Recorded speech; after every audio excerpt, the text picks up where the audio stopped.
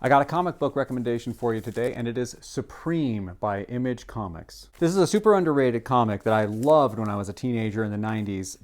It's basically if Superman were a total jerk. Funny story about this, I used to adjunct professor at this place called Fullerton College. I taught web design there in the art department, and I was talking to another adjunct professor named Brian Murray who taught storyboarding. He had a really cool, prestigious career. He storyboarded for Steven Spielberg. If I recall correctly, he storyboarded things like Ready Player One. And anyway, we got back into his past and we talked about the origins of his career, and he mentioned that he used to do comic books with Rob Liefeld at Marvel. But then a lot of the Marvel guys, they left Marvel and they went to Image, and he went with them. And I said, "Oh, really? You were an Image artist?" Because I used to love Image comics. And I started kind of putting two and two together up here, and I went, "Wait a minute, did you ever do any work for the comic called Supreme?" And he goes, "I created Supreme." I don't usually get starstruck, but I was a little starstruck at that moment. Anyway, it's a great comic. So if you're into Superman, but Superman's a total jerk and a much more interesting character in my opinion, go for Supreme.